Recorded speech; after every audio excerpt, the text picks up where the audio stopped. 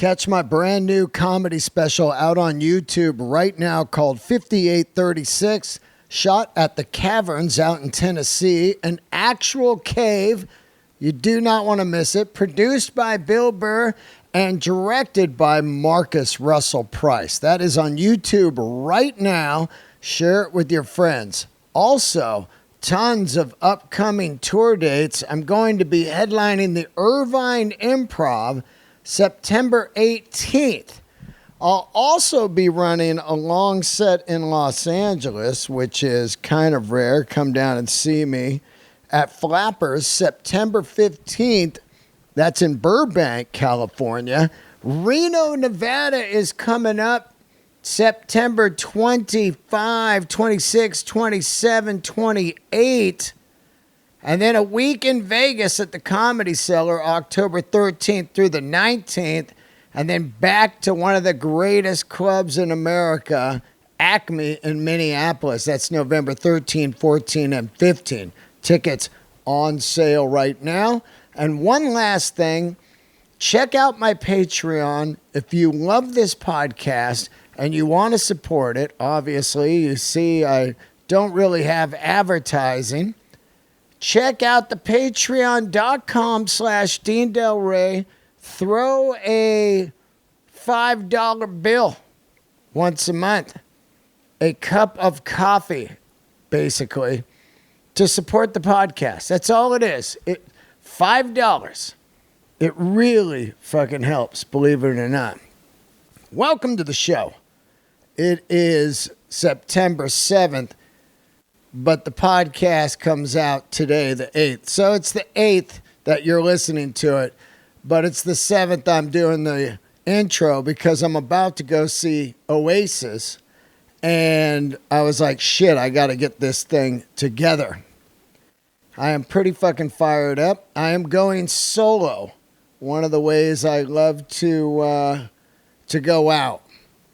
Not because I'm some kind of weirdo or don't have friends, but I just, I'm going to go to Oasis and I don't ask around. At 59 years old, I've done that. You want to go? Oh, yeah, I want to go. And then you hit them on the day and then, oh, dude. So, yeah, I'm off to go. Rose Bowl right up the street. And it's going to be a nightmare getting in, and it's going to be a nightmare getting out. And, just go with that in mind, that you're going to see Oasis, or you're going to see some great comedy, or you're going to whatever you're going to. There's going to be some bullshit to get to it. And just remind yourself, who cares? We're about to see an amazing rock show or an amazing comedy show, or we're going to a sporting event or whatever. There's going to be bullshit, and that's just what it is. Unless you were some kind of billionaire and you could just helicopter in, which I don't even see. I saw Leonardo DiCaprio go in a party bus to Oasis last night. I saw some clips. These guys, they're not taking helicopters. I don't even think you can take helicopters over to the Rose Bowl. Just all of a sudden you got like Brad Pitt and Leonardo, and you got Paul McCartney, and then you got, these copters all coming in. We got copter traffic all of a sudden. Air traffic control here. Here comes Madonna's copter. Anyway, it's going to be bullshit, and it's minimal. Rarely have I ever heard anybody say, you go, hey, man, how was that, how was that Queens of the Stone Age concert? Oh, the traffic. Nobody recalls that years down the road. I've never heard the only time I ever heard people still shitting on the traffic was that Monsters of Rock show at Candlestick. One fucking street in, one off-ramp off the freeway. Total bullshit. It was Metallica. What was that? Dokken and Van Halen with Sammy Hagar and that Kingdom clone. Kingdom Come Band, Kingdom Clone. Anyway, that's the only time I still hear people saying the Traffic, because I was in that and we missed all the openers. So we just fucking went home because we went to go see Metallica and we're just sitting on the freeway off ramp. It was fucking nightmare. Anyway, I am ready. I'm going to go out to this. Today, I am dropping an incredible episode with one of my favorite humans, an incredible singer, and great band, St. Paul and the Broken Bones. I first discovered this band in 2014. Somebody sent me over a song, or I heard it on NPR, or I heard it on fucking, I don't know, somewhere where you hear good music, because there are certain outlets that only play good music, and it had to be something like that. And this Broken Bones and Pocket Chain song came on by St. Paul and the Broken Bones, and I was like, who the fuck is this? And I immediately met Paul through, I think, some kind of maybe Instagram back then or something. I really don't know, because it was so fucking long ago. We became friends. I love this man. And he came over to the house last week, sat down talking all about the new record. It's self-titled. It's out October 10th. Sushi and Coca-Cola is the single out right now. Absolutely smoking band. They have a bunch of records if you're just catching up. Do yourself a favor. Start all the way back on their first record and then just listen all the way through and thank me later. After we did the interview, we went over and had some tacos at Home State, and I could tell Paul loved the tacos. We were just eating. He was like, "Oh man, these are good. Damn." I love the man. All the way from Alabama, Birmingham. As the great Leonard Skinner, Birmingham, they love the governor. Do, do, do. Yeah, fantastic. Hope to see you guys out at some shows. Also, check out their record when it comes out and catch them on tour in America coming up soon. Thank you guys. I love you. Don't forget, subscribe to the podcast. Subscribe to the YouTube channels. I got a new channel. It's the Let There Be Talk clips. And you can just watch and listen to clips over the last 13 years. A lot of great clips up right now. Please subscribe to that channel. And tell a friend. Candles are lit. Here we go. The show must go on. You know the last time I saw you? 2016, dude. Where was it at? Well, actually, I saw you on the first record at the Fonda. Right. Or Delray, sorry. And I saw you a bunch on the tour, Alabama. Yeah. Yeah. And then I saw you in Brooklyn at that place. Yes, the Brooklyn Steel. Yeah, right. That's right. You were there. Yeah. That's because I remember it being chaos, and I was like, oh, I didn't really get to talk to him that much. Yeah, but then you did the podcast before the second record in 2016. Wow. So I've known you for, almost my entire comedy career. And almost your music, St. Paul. Yeah. Yeah, because it's 2014, that record. Yeah, that record was 2014. I mean, we've only been a band since 2012, so. Yeah. Wow. I mean, I remember I heard Broken Bones, Pocket Full of Change, and I was like, oh my God, I got to go see this. And we had talked how much I love soul rock. And it's really interesting since we have, you have been a band now for years with multiple records out and a new one coming out. There's been bands like Eddie Ninevolt or Marcus King, these guys that are like soul rock, and it's kind of cool to see. You're kind of like the godfather of that stuff. You know what I mean? We know where it comes from. Yeah, 100%. No, we definitely are a part of something. I don't know. To me, the big thing is the horns, right? Like, right. That's just something that a lot of people don't do now, and I mean, there's a cost. There's a cost thing to it. Oh my God, it's insane. Three extra bunks on a bus. Yeah, we have 12 total people in the band, or no, 8 total people in the band, and then we have, we only travel like 4 crew because don't have another bunk in the bus. Yeah. So either you get a new bus, the whole other bus, or you just kind of you grind on the 12 passenger bus. But yeah, it's been a crazy journey for us. I mean, it's a career, which is kind of nuts. I don't know if I ever thought that was going to be the case.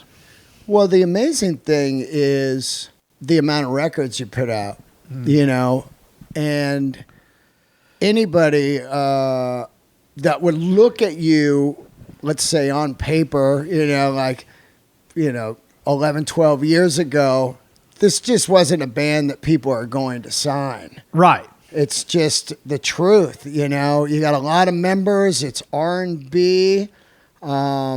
It's not hip hop. It's not rock. It's a Stax Motown flavored thing, and so somebody took a chance, right?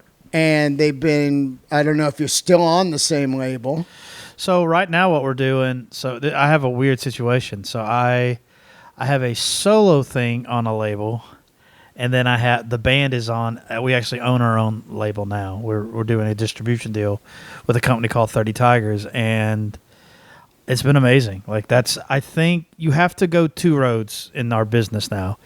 Either you got to go on the major label, they're gonna pump money into it, or you got to own all your stuff. Yeah, and those are the only you can't you try to get in that middle. Bad news. Yeah. So it's about owning your stuff and owning your IPs and all that stuff. So that part is. So we've kind of we've been through it now. Now we're like, yeah, ownership's pretty key. In what we do. So especially after the show when you're selling vinyl, this is what pays the bills. Exactly. The T-shirts, the vinyl. There's no shitty 360 deal. No. Right. So.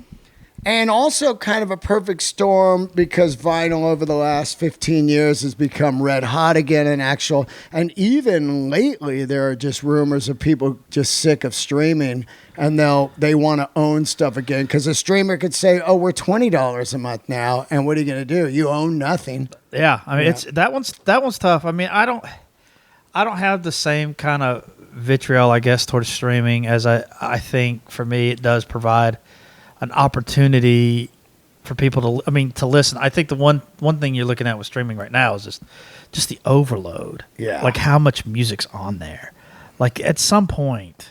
Yeah. You know what I mean? Like you got to figure that out. But it's like if you walked into a record store in the 90s and they just said you can have all this right now, but you got to you got to press a button over, cuz it's just yeah, you're right. There's just so much. Right. And it's like also with comedy and anything now, because it's just like I do this now. Right. And I'm on TikTok. Here it is. And you go, well, how long have you been doing it? 3 weeks.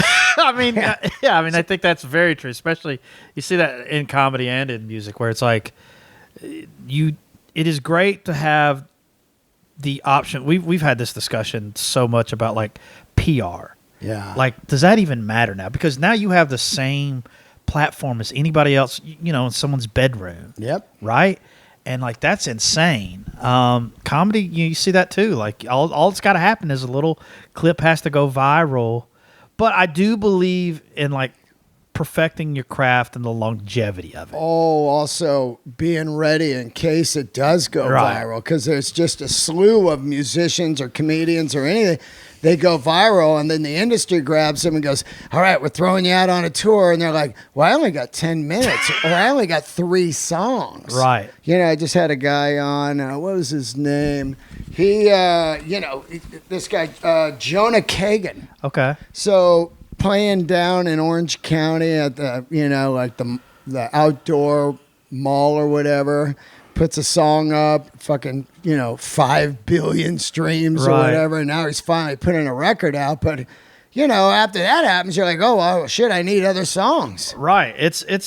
We are in the, to me, like, I I don't know. I go back and forth because like it is like content is king, and it's just output, and I understand that, but at some point like quality has to come in. There's got to be quality control at some point. Yeah. It's an interesting. I think it's interesting to navigate. I'm not a big social media person. I actually don't post anything. Yeah. Oh well, that's old school. That is just a little too old school. Yeah. So we have people that do it. Because it's just a necessary evil. It's just it's a part of what we do. But it is not something I'm good at. But yeah, it's just, I think for right now, there's just so much stuff being put out there that it's you have to do something or say something so ridiculous to kind of stand out from the stream. Yeah. It's also, a weird time.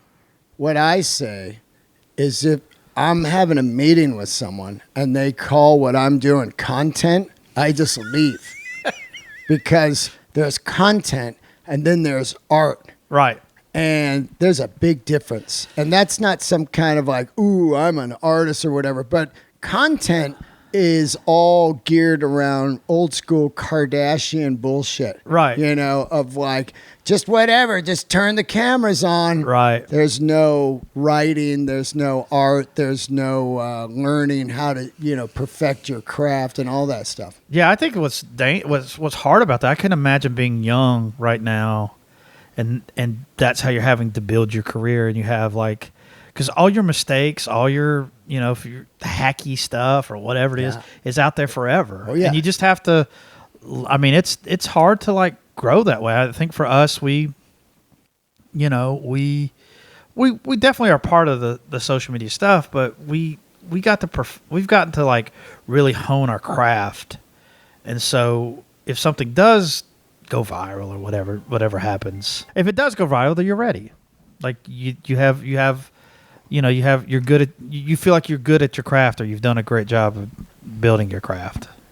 Well, the one thing that I thought was amazing about you guys back when I saw you in 2014 at the Delray, not only were the songs there, but the performance just felt so seasoned.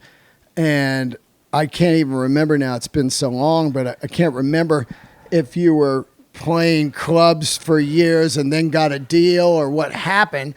But, you guys had it going on, Yeah, I mean, a lot of the guys in the band come from those kind of traditions and stuff. For me, it was church. I grew up singing in church. Right. So, like, that's where I kind of understood that aspect of it, right?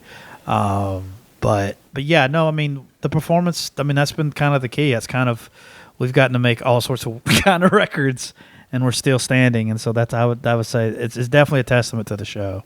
Let me ask you this, because I've been watching you for years. Any vocal troubles over the years? Nodes or anything? I haven't had any nodes. I mean, I try to take care of that stuff. I don't drink, so you know what I mean. I try to get plenty of sleep. The only thing that I really face is like seasonal allergies. Right. I have to stay on top of it. Right. And I'm allergic to everything. And so unfortunately what happens is it goes straight to my throat. It's like it just every time. I actually just went through that a couple weeks ago. And so it is what it is. It's just singing with that is the absolute worst. So that does happen, and it can get so bad that you're just like, got to cancel a show. It's been rare. Right. But I would say about once a year there's a tour or something. You're like, man, can I just get over the hump? You know what I mean? Right. You're just like, please. And you obviously want to be at 100% for every show, but that's just, unless you use an auto-tune and tracks, that's just not possible. No. So you have to kind of roll with the elements. And, I know pretty quickly, like, okay, well, this is going to be a tougher night. Yeah. And you just want to make sure that, like, the audience doesn't notice that much. Right. You know what I mean? Yeah. And then you have some nights, like, it's weird. Tour, like, when we do, like, a 3 or 4 week tour, like those first couple shows at times I'm like, ooh, okay, am I gonna make it? And then you almost build this muscle again. Of course. And you're like, now I can do shit that not everybody can do, right? And so you get to that point where there's a strength. But I haven't had, knock on wood, I have not had any major, I've gotten scoped, make sure I don't have any nodules or anything. But I have not. I mean, I you know. I just got scoped recently. Yeah. Like 3 weeks in a row because I'm 59 and something came out of nowhere with me was acid reflux, which was silent reflux. It wasn't the one where you're laying in bed and you go like, oh, whoa, Yeah. heartburn. This was just a silent reflux where you don't even know you have it, but my voice was starting to like deteriorate. Like, you know, like falsetto was gone, you know? Yeah. And then I went in and he goes, oh, well, you got silent reflux. I go, what the hell is that? So lots of sparkling water and coffee and hot sauce caused it.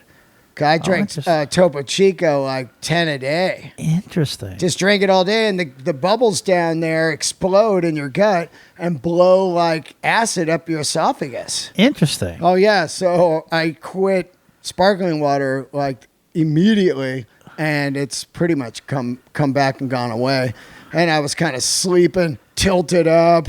Wow. And, you know, I was tap dancing around stuff that I don't even eat hot sauce, and I ate it every day of my life.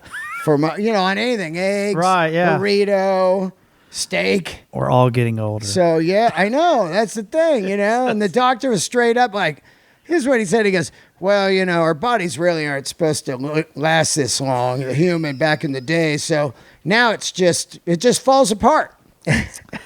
Thanks, Doc. Yeah. Yeah, thanks. Yeah. Yeah. Now, lots of records out since I've, and always good. You know, like it comes out, I'm like, oh, right. Like Apollo was a big boom, you know?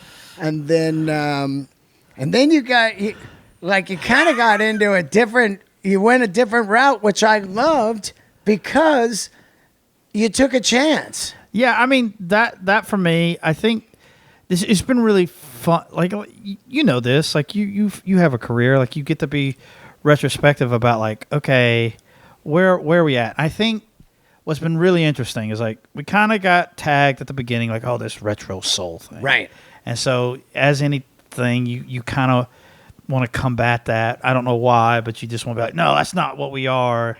You know, you're a young band, right? And you're like, you want to fight against that. Yeah. And so then we just kept kind of fighting against that. And then we released Alien Coast, which was just like completely this bizarre fever dream. Like we knew that we were like, nobody's gonna love this record, but this is like our moment to. I don't know, it just felt right.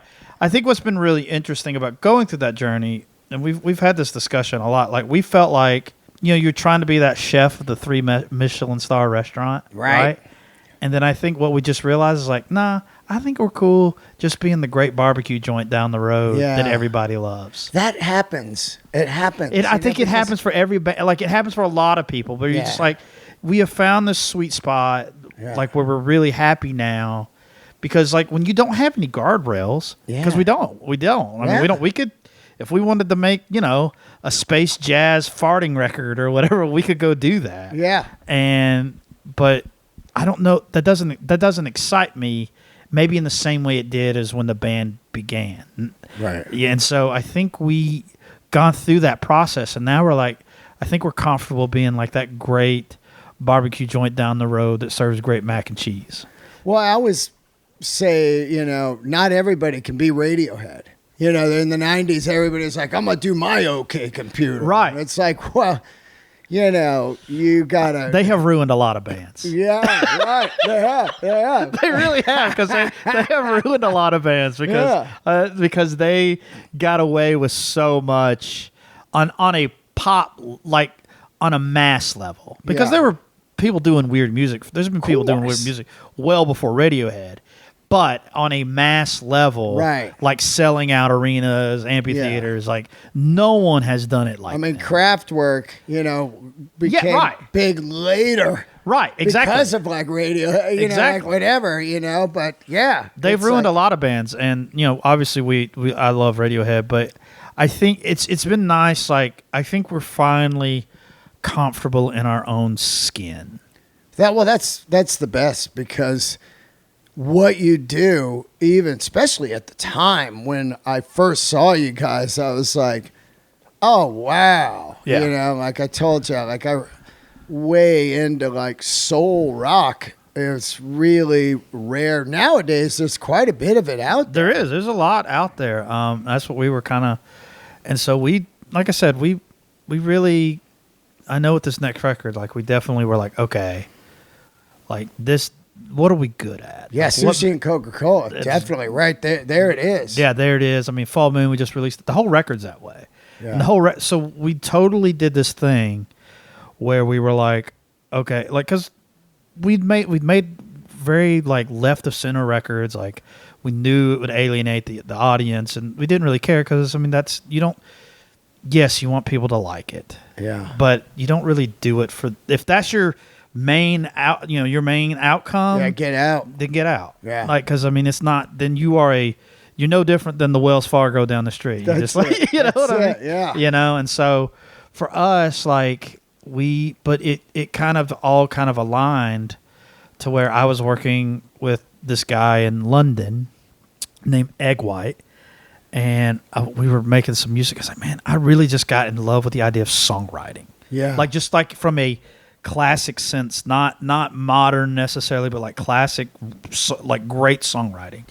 And so we really just got fascinated with that. And I think it kind of aligned. And, you know, we even, like, we brought him over from London to Muscle Shoals. He'd never been to Muscle Shoals. And we worked at Fame and did the whole thing, man. And it was a really fulfilling process. Now he's producing it? Yeah, he produced it. And is he a producer over there, or was he a DJ, or what is his So with that name? You know? yeah, Egg White, I know. He actually he's a songwriter. Wow.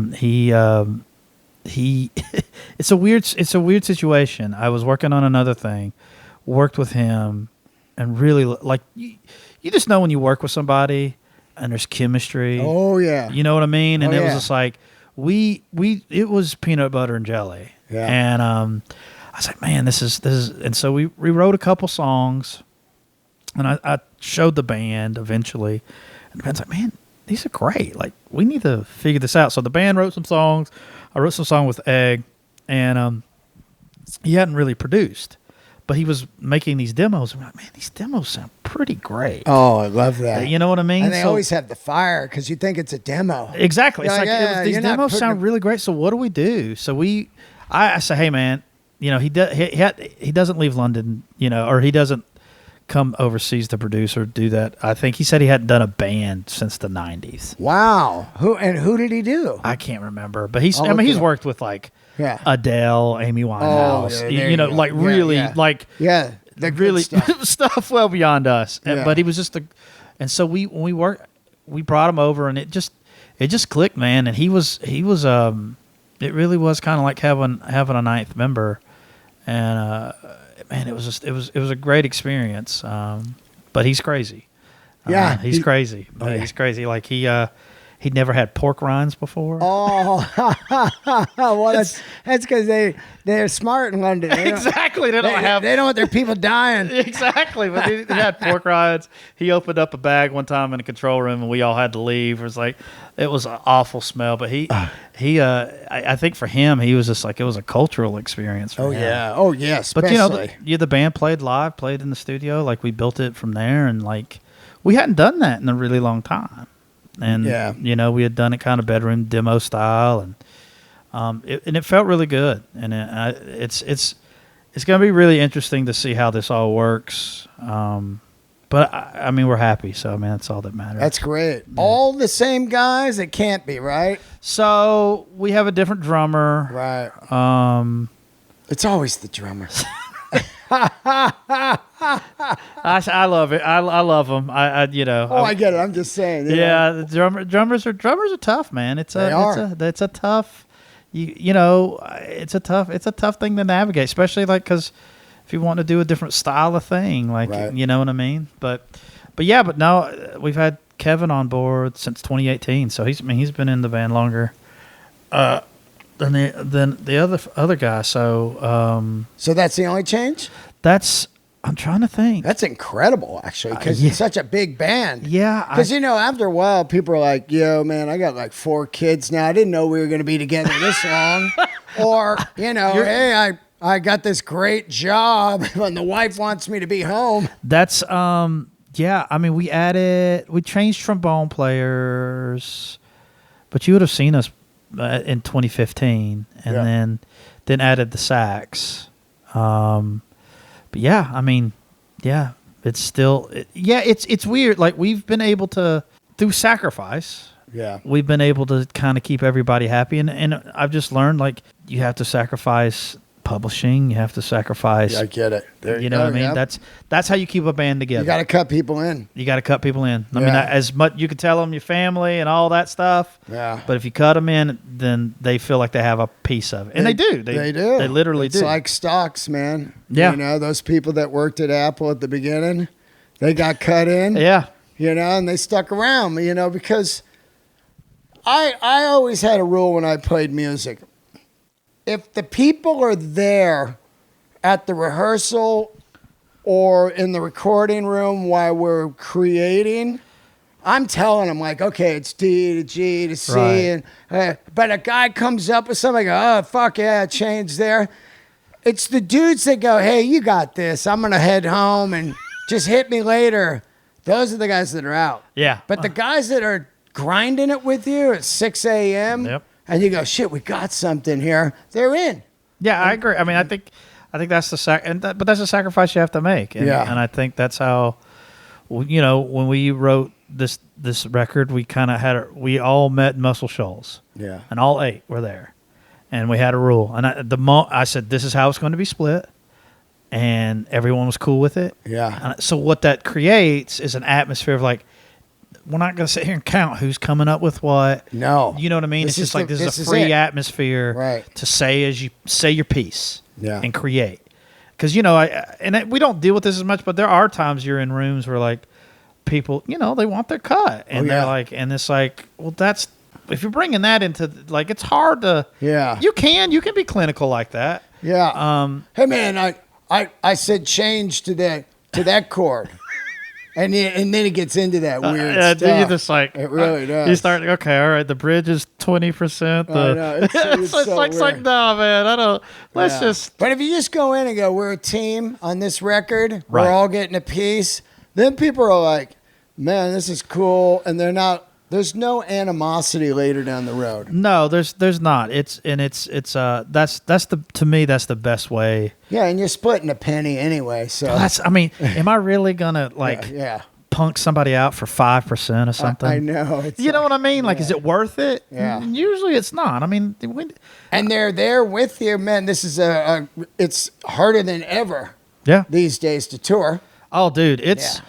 That I'll be honest, like that's been the thing that's been the biggest adjustment for us. Is like used to, and you've seen a lot of it. Used to it's like what you pay for a bus and band pre-COVID. Yeah, was like okay, like what we're paying now. Oh, it's triple. It's actual triple. I was just out on a bus tour. Yeah, it is insane. It's nuts because before COVID it was like $2,800 a week. Yeah. And you get the driver a room each day. After COVID, it was like $14,000. And you're like, what? And there are no buses. Yeah. Because everybody and their mom's like, we haven't made money in 2 years. We're going on tour, right? Yeah. And there were just no buses. And then a lot of drivers quit. And so there's all these new young drivers that don't know how to drive. So you're going like, hey, dude, you just crashed into the loading dock. You know what I mean? They're like, oh, I'm new. Yeah, I'm new. Yeah. But no, that's been the part that's probably the hardest to adjust to all of it. 1 bus, 4 crew, the band, and the driver. Mm-hmm. And do you guys you sleep on the bus, shower at the venues? Yeah, I mean, for the most part. If we have an off day, we'll get hotels. Right. Depending on the situation. But, yeah. I mean, that's how we do it. I mean, there was a time where it was 2 buses and, but man, it's just, that's what's been the real big adjustment is like, you either go, okay, I don't want to make any money. Yeah. Or I got to make some money and we got to kind of be lean and mean. We're actually having that conversation right now because we're sitting here, we've got a big spring tour that we're going to announce. And it's like, well, what do we do? Yeah. And usually it's 2 bus, but now we're like, no, we got to keep it. This is lean and mean, man. Yeah. And I think the beauty of our show, and this is one thing, no one's showing up for the light show. Yeah. No, there's no like pyro. We don't need that. So it's music. Exactly. So Yeah. that's the one thing where we're like, obviously you want to be professional and you want to walk into situations and not be disrespectful to the venue or the place, but at the same time it's like, man, like if that's just not a key piece, then that's extra. That's and so I mean we play theaters and I don't know, man. You talk about a conversation I've had to have that's like, okay, well, we got to keep this lean and mean if we got to, like that's, it has changed so much since COVID. All the guys live in Alabama? No, it's gotten more complicated these days. I live in Birmingham, right, or the Birmingham area. 2 other guys live in the Birmingham area. 2 guys live in Muscle Shoals. 1 guy lives in New Orleans, 1 lives in Atlanta, and 1 lives in Missoula, Montana. Missoula, beautiful. It is beautiful. You ever play that theater there? Yeah, we've done the theater. It's beautiful. Oh, the Wilma? Yeah. Yeah, it's beautiful. Oh, my God. That's supposedly where David Lynch started writing Blue Velvet. Really? Yeah, upstairs there. He lived there. Upstairs. That's awesome. Oh, Missoula's great. Yeah, we actually did the Kettle House amphitheater, which is outside of there, which is also just right on the water. It's beautiful, beautiful place to play. But he's up there, and that's a little bit more that's closer to home for him, for Jesse, who co-founded the band. I was just asking because in this day and age of playing music now, you can live anywhere that's cheaper. It's not like back in the day you had to live in L.A. or New York or Nashville. Right. And all 3 of those are crazy money. Nashville's crazy money now. Oh, it's nuts. Nashville is funny because Nashville's great and everything, but like Nashville would be the toughest place I think I would have living, and it's 3 hours from Birmingham. Yeah. Because I mean, like, it's just, man, it's wild. I mean, they have a good community up there, but man, it is just, it is mind-boggling. I love it, but it's, it turned into mini California. Yeah. Everybody boogied out of here to go there, and there's 2 things to look at that. One thing is there's great restaurants now. Yeah. Holy shit, you can get some good food in Nashville that's healthy, but there's a lot of animosity and there's a lot of greed. People are jacking up prices on stuff, It's just it's a really tough world right now to be in with greed because your fans and mine, they want to come to the show, but they can't afford it. It's crazy. That's been the hardest for me because, like, you think about it, all right? You got a couple. Let's say they got to get a babysitter. Yeah. They got to get, so they're going to get a babysitter, probably going to do dinner, right? Yeah. Tickets. And you're like. Gas. Yeah, exactly. How do you. Parking. So when you start talking about like $500, $600 a pop. It's nuts. That's why I'm just like, man. So we desperately try to keep our tickets low, but I mean, at the same time, it's like we got expenses too. And it is there to me, there's a little bit of a bubble that I think is going to happen. Hopefully, something needs to pop. Yeah, something needs to pop. It's either the businesses need to pay humans more money, right, or this shit needs to come back down because that after COVID bullshit of supply chain and the stuff never came back down because of the greed of like, oh my God, look at the money we're making. Yeah. Keep telling them we don't have lumber. We can't say supply chain. We'll say something. Something. Yeah. I mean, it is. I know for us, because we talk about like the buses and stuff like that, like something's got to give at some point. I know I was hearing some band is touring right now and they're bringing the opener with them. Yeah. And they don't want to get off a bus. So they're breaking even with the bus and they're making money off merch. Oh. And I'm like, dude, like that ain't how that's supposed to work. No. No. That's brutal, dude. I was like, man. It's crazy. And then people are stopped going to Europe because there's just no money. Yeah. And the European bands are stopped coming over here because there's no money, unless you're like Oasis or something. Yeah, yeah. Well, they're making plenty of money right now. Right. As they should. But yeah, I mean, we have a European tour in January, February. And yeah, I mean, getting it getting it to cost is its own challenge. Yeah. And it's like it is what it is, and those kinds of things, you're like, it's investment, and especially what we do, and with this record, like it seems like it fits. Yeah. It'll do well there, but yeah, man, it's a weird time, and you're just trying to figure out, like, I have a family, I got a young, I got you got a 4-year-old. I got a 4-year-old, and Broen, the guitar player, he has a daughter, and it's when you have those things, it does change. Like, you're like, all right, like, we got to make this work and figure it out. However you need to make it work, it definitely changes your priorities. And like with me, 16 years comedy and you playing music, I always tell people, look, I never thought I was going to make a living at this. Right. I did it because I loved it. I was like, you know what? I want to try comedy. And same with music, I just loved music, and you do too. But once you get going, you're not in a rock and roll lifestyle, but you're paying your bills. It gets really weird when you're 15, 16 years in and you're going like, wow, what if this went away? I don't mind working a job. I've done it. But the jobs I do, like selling motorcycles or whatever, Yeah. people aren't buying motorcycles right now. Dude, I have had, God, has that been like, I've been like, man, I have been building this skill Yeah, for this long. exactly. I had like, there's no equivalent. So it's like, it is what it is. I've just come to the conclusion that, like, I'll just, if it does go away, I'll just find some sort of cover wedding band or something. Well, those make money. That'd make money, man. Man, and you sleep in your own bed. Exactly. Luckily, we're playing don't have to Jimmy's worry about that wedding. right now. Right, yeah, right. But man, Right. yeah, no, it's definitely, it's kind of taken that turn to where you were like, oh, I'd go back to school, and I'd maybe, and it's like, now it's like, nope, No way. this is what you do. Yeah, here's what you do. For better or worse, Yeah. this is what you do. Yep. And it does, those dynamics do change, though, for sure. Especially It's scary, in your family. It can be scary. Yeah. But at the same time, I'm like, I live in Alabama. I can make it work. Your gas is $2 a gallon. Exactly. I It's don't just out there. I don't live in LA, man. Right, It's yeah. a cheaper living situation. But having a kid, that does change it. But at the same time, it keeps you hungry and makes you go, but you can't forget why you do it, and that's where it gets a little Right. like, you know what I mean? But Each night I step on stage, I go, oh my God, yeah. this is so great. I was just in Springfield, Missouri all weekend, Oh yeah. And I'm like, oh, fucking Allegiant, worst airline ever.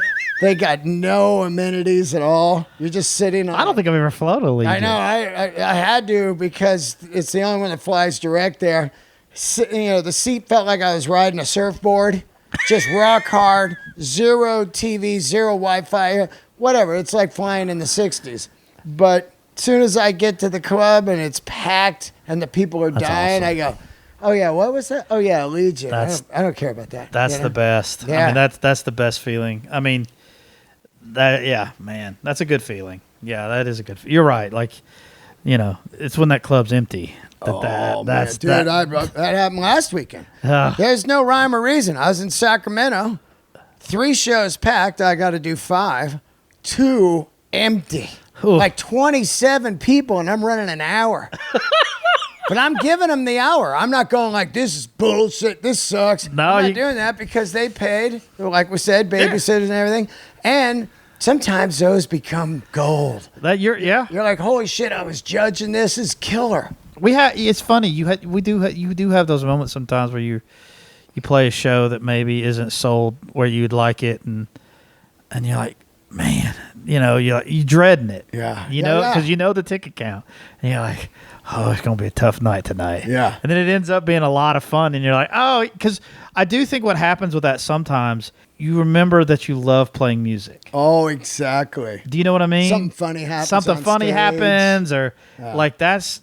I always say one of my favorite thing about doing what we do, especially in a band, is the camaraderie. Oh yeah. That's what I like for comedians. That's what I find really hard. It's like you get done with the show, which great. You get all the reward and all the, but like you're done. Yep. And I guess maybe if you're with somebody or something, you can commiserate or whatever. Yeah. But you know what I'm saying? Though this feels like a very lonely existence to me. Yeah, I think the thing with me, I'm lucky, is grew up an only child. Oh, okay. So it's really what I prefer, unless I'm touring with one of my best friends, like, say, Bill Burr or, Kevin Christie or something. Those are guys that are in their age also that are like, hey, let's go find a great coffee or some good food. Oh, that's great. And that's just great, But it is, it's kind of a nice thing. I get the thing every time after the show, the club owners or the people working, they go, what are you going to do? You want to go with us? We're going to the bar. I go, oh, I'd rather shoot myself in the head. Not because of them. I go, you want to meet me tomorrow for breakfast?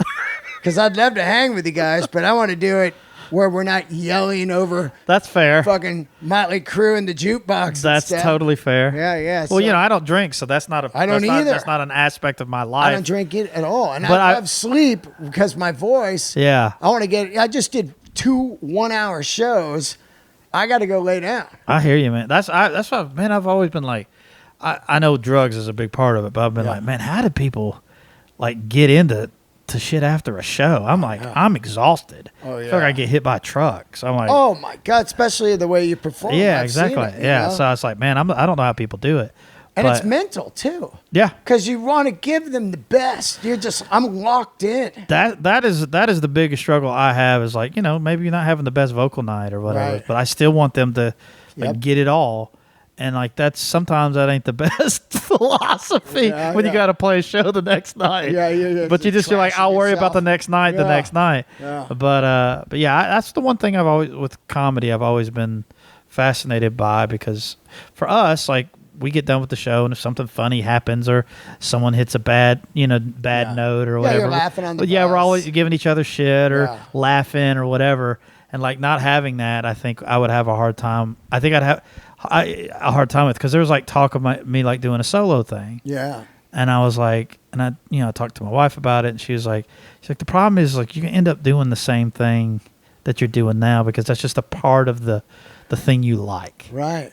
I like being in a band, and I like having those guys. Yeah. Like, we've built this relationship over like this. It is a brotherhood in a lot of ways, and like, Oh yeah. we know each other's like that camaraderie after stage or after show is like, that's one of my favorite things. I just did a couple years ago, 32-date tour with Marcus King, and I rode on the bus with him. Oh, how was that? It was great. Yeah. Well, the venues that were seated were great. The venues that weren't seated were awful for me. People are just standing there with their beers, like, why is this roadie talking about his dick? You know what I mean? You know what I mean?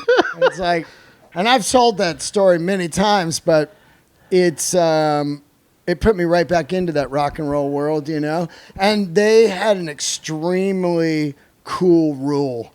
You're in the front lounge, it's on, but the second a person goes into the bunks, that's silent, that hallway. Yeah. The bunks. Yeah. There's no phones in there, nothing. So you could just go disappear. Like every night I said, I go to bed at 1 a.m. Yeah. That was my rule, Yeah. And they could do whatever they want. They'd stay up, rock out all night, watch TV and stuff. And it was really cool to do that, Rock and roll touring. Yeah, travel around in the submarine. So it was fun. It was fun to like. It was really hard.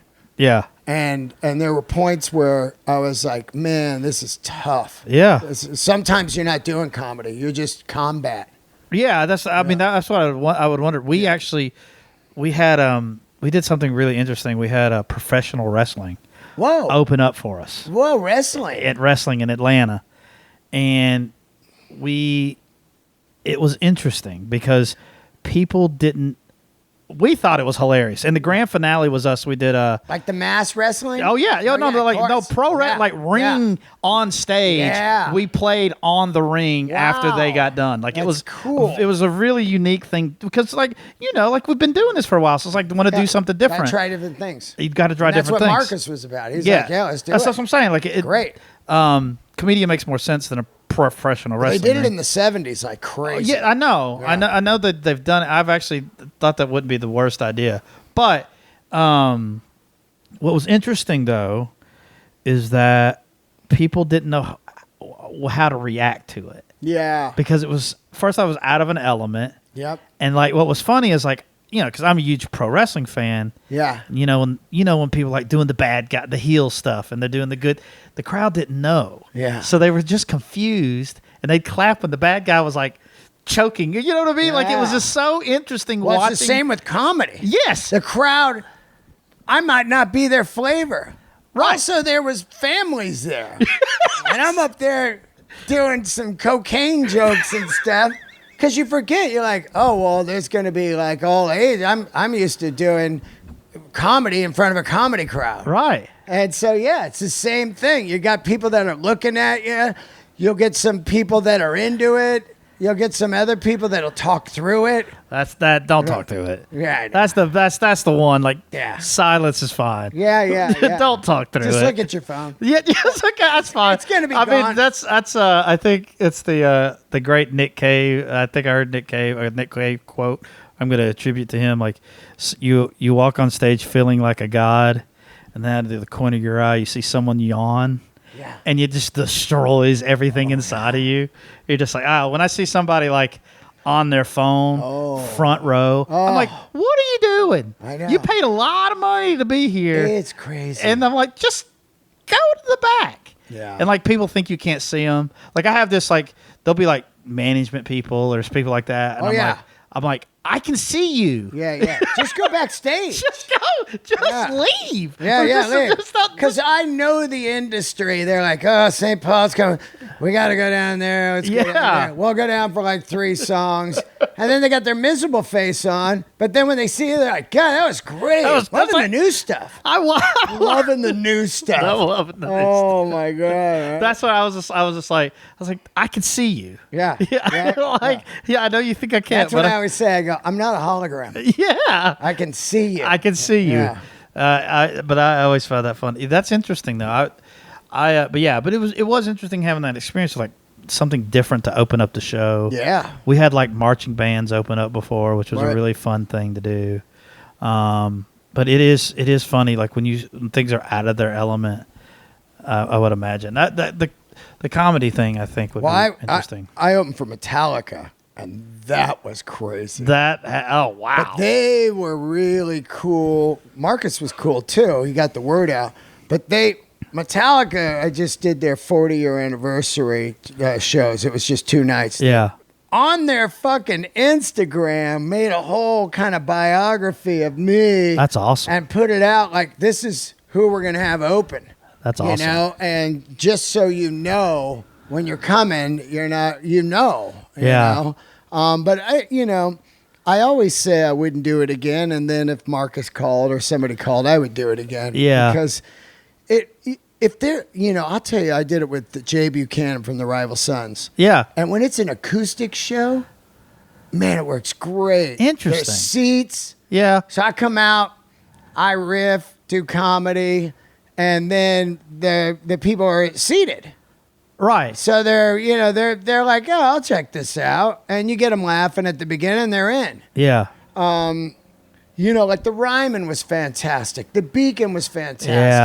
Yeah. The seated venues, man. Yeah. The Ryman was one of the best shows I've ever had. That's awesome. Yeah, it's crazy. It's good to hear. It's a great You place. guys done the Ryman, right? Oh, yeah. We've done it a couple times. It's a great place to play. Now, let's talk about the record. You're in town. What are you doing in town? You singing something? Yeah, I am recording a song. I guess I don't know how. I mean, it's just a demo thing. I don't know how else. Like, it could be something that comes out. It could not be something that comes out. This is part of the solo. Oh, I got you. Solo thing. And who are you doing it with? Rick Rubin or something? No. I mean, you're out here. That's why I'm asking. Yeah, I can't. I actually don't know. I don't know the guy's name. But yeah, I should know more. But I know the song. Yeah. Did you write the song? I didn't write the song. Wow. So we'll see. We'll see how it goes. Now, when's the record come out? In October? The October 10th, I think that's How many songs? 10. 10. Oh, perfect. 10 Get songs. rid of these 15, 16 song records. Well, to me, like, if you're going to do that, just make an EP. Yeah. You know what I mean? Like, if you want to release those songs, make an EP, which is kind of a dirty word. Yeah. But I I'm know. like- It's weird, though. It's like I just released a special, and it was 42 minutes. And then I'll go do a 30-minute at the end of the year. Yeah. Another one. That's great. Yeah. That's exactly. Because the ADD is too strong. Dude, it's so I strong. cannot battle. Richard Pryor right now could not. No, He could not battle this You can't, guy. It's hard to battle 30-second clips right now. Oh my God, it's crazy. It's you know? nuts. But yeah, no, I'm out here working on that, working on like a little solo thing. We'll see what happens with that. I mean, that who knows? But yeah, the record, super excited, man. I'm What's it excited. called? It's self-titled. Oh, awesome. So we kind of felt like it was kind of the reset, Yeah. and so it felt like, okay, let's do. We've never done self-titled. It felt appropriate, and yeah, man, we're excited. So yeah, we've released 2 songs so far. Yep. We'll release a 3rd in September at some point, and then the record comes out in October. And then start touring. Yeah, U.S. U.S. Yeah, Where are you going? I can't say it yet. Oh, okay. All right. I can't say it yet. We have to. I have to wait for that. But yeah, we are planning on doing a pretty massive U.S. tour, and then but we have announced to Europe and Headlining or opening for something? opening or no headlining. Sorry. Oh, wow. That's great. Headlining. Now, no opening. Yeah. Though that that's always nice. Some of those opening gigs are pretty great. Oh, yeah. Some not as great. Who was the best you opened for? I'll tell you the best tour we did. Yeah. We opened for the Stones, which was great. Yeah. But we did only a couple shows. Yeah, right. And I've worked for the Stones for 4 years. That's a wild animal. They're like, stand over here. They're going to come by and get a photo with the band. Yeah. That's crazy, right? Yeah, it is nuts. Yeah. It's like meeting the president. Yep. That was great, but we only did like, I can't remember, 3 or 4 shows with them.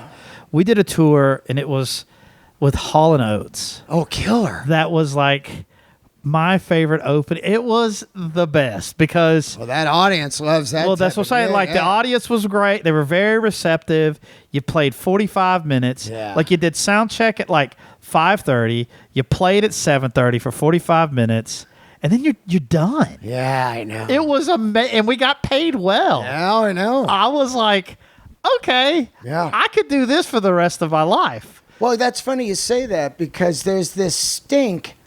Not really a stink, but I've been dying to do a documentary called The Opener because I've been, I headline all the time, but I've opened most of my life, and some people will look at it something like, oh, coattails, or some people call it like satellite comic. You're like one of the guy's openers, but the way I look at it is, since this is my 41st year on stage, opening or headlining or whatever it is, the opening thing is you're doing art almost at the highest, the best level, because the audience is like, oh yeah, it's starting. Right. And then you get to do your fire, and then you get to relax, Yeah. and the pressure's not on you to draw.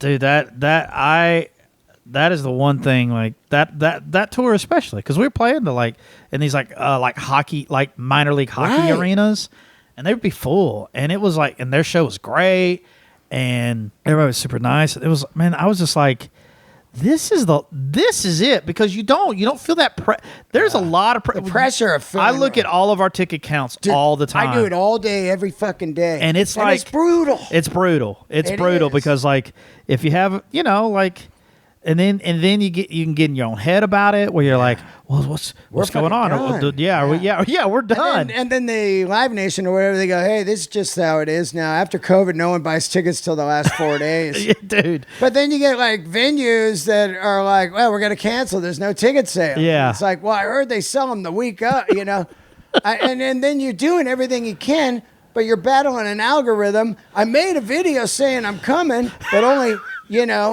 They're not showing it to any of my 90,000 followers. The great algorithm. Yeah, We're all God damn, I hate the algorithm. Yeah, but it is a once again demon. it is a demon. Who the fuck thought you were gonna have to like? I thought the record companies or the industry was bad, and here's the. Algorithm. No! It's the algorithm now. Yeah. It truly is, and we don't know really who makes it. We don't. We don't know how it works. Really, no one. There's not a playbook. UFO shit. It truly, to me, we are slaves to the algorithm. I know. It's a really bizarre time. Title there. But you are. I mean, you really are. Like, big labels, give me that any day of the week. Oh, I know. Now it's the algorithm. Oh, I'll take it. Yeah, give me big labels. And you, like I try to tell people, it's like I don't think you understand how hard it is to tour. You know, just buy a ticket, even if it's once in my career. Buy a ticket and come. It'll be great, you know, because it is brutal. Yeah, it is. It has definitely changed since COVID, for sure. Yeah, it's definitely changed. Yeah, I feel like we talk about this all the time. Like that 2019, that was a great year. Oh my God! And then we felt like we were making plenty of money, and we were like, you start making life plans, right? Yeah. And you had a baby. They had a baby in 2020. So thinking, all right, and then. But yeah, man, pretty crazy. That it has changed a lot, and we're fine. You know what I mean? But you got to start tightening the belt a little bit where you didn't have to pre-COVID, and everybody's touring. I was having a tough time sleeping last night. My dog woke up at like 2:30, and then she went back to sleep, and I was like, "Oh, I'm glad you can sleep," because I look at it as like, okay, I see my calendar, I got holes, and then I've got some dates, and I'm like. Shit, man. Yeah. I gotta get some more fucking dates here. Dude, luckily, your industry is just completely different than ours. Totally. I mean, what we have to navigate for us, the hardest thing is like, we'll play anywhere. Yeah. Like as long as the money's right, we'll play. Yeah, totally. Like we're not pretentious about that. We don't care. Like I grew up in a small town, so like I like sometimes playing in those places. Yeah. But the thing is like, when you've toured for so long, it's like you got to give it a break at some point, and that's hard. You know what I mean? That's hard to navigate. Yeah, right. When you have so many people in the band, and you got people that work for you, so it's an interest. Like I said, it's an interesting. We are in an interesting time, but your industry, I can't even imagine. Yeah, how that works out. Who's your comedian? You watch comedy? No, I hate comedy. I'm just kidding. No. I was gonna say no. It's funny. I used to when I was younger, I would listen to like Patton Oswalt. Oh yeah, all of that stuff. I love that kind. It was kind of like alt David Cross. Like all that kind of alt. There was that Andy Daly record where he was the different characters on each track. I thought that was a brilliant thing. I need to actually. It is something I enjoy. I like. Is it Shane Torres? Oh yeah, Shane's a friend of mine. He's in town right now. Is he? Okay. Just saw him last night at the comedy store. Shane's great. He's a great guy. We actually did a panel at Bonnaroo. Oh wow! Many moons ago. Wow! And we were the only ones kind of like cracking jokes, and everyone else was like kind of rock star serious. And so we bonded over that. He's a good dude. I like his stuff. I don't know, man. I need to listen to. I do need to like get hip to more. There's just so much now. Oh God, dude! It's like, you know what I mean. Man. And it's then like every week, it's just so much now. 5 I'm like, specials. I watched the Jesselnick. I watched. Oh, he's great. I watched that special. Which he's fantastic. He's brilliant. His stuff. Nate really. Bargatze. I mean, I like Nate. I but mine is always just going to be a little darker. Right. Do you know what I mean? Yeah. Mine's just going to be a little. Me. Yeah, just going to be. I mean, you saw my special. Exactly, which was great. It was great in the cavern. It's like it's just a little darker. So that's kind of. That's typically how I lean. It's funny though, like it's just so hard now because you do get inundated with it so much, and like, I mean, you're gonna see something from Kill Tony, and you know what I mean. Like it's just in the it's just bizarre. Oh, it's really bizarre. My phone, it's just all comedy, and I'm like, hey man, I do this.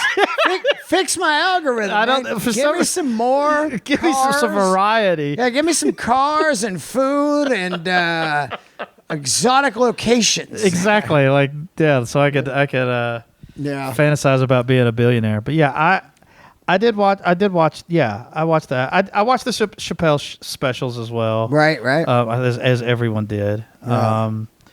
But yeah, it's funny. I used to be like really, really we would listen to comedy records on the road in the van. I don't know if it's just, I feel like there's just so much of it now that it's hard to like really consume. I get it. You know what I mean? I feel like we're in those times. Congrats on the new record. Thank you. Coming out. And it's so good to see you, man. Yeah, you too. It's been fucking years. It's been a while. Like, I got to get this guy over. And I know you're going to come to LA, so I will be at the show. Absolutely. 100%. Yeah, we'll be there. And if you have not heard St. Paul and the Broken Bones, you are in luck because you have a lot of records that you can go catch up on and go out there and listen to this music. It's been... one of my favorite groups of the last 20 years. Well, thank you. I fell in love with it the first time I saw you guys live. And, it comes on. I got some station on Sirius XM. And they're playing you. And I'm like, I just feel, I go, oh, I know that guy. He's like a friend of mine. You know what I mean? And then I go, this shit is great. One of the few people that have my number. Yeah. There's not a lot of people. Yeah. There's not a lot of people that have my number. Yeah. When I texted you, I go, we'll see if he did the old changed it. No, I haven't changed. I changed it a couple of times. Yeah. And then I haven't changed it. No, I've been fortunate to not have any weird stuff. Yeah. Since changing it the second time. Well, thank you for doing the show, buddy. Hey, thank you for having me. All right, guys, there it is right there. Check out the new record. What is it, October 10th? 10th? That sounds right. Yeah, all right. And and there's some singles out right now. And, oh, man, this band is fantastic. See you guys.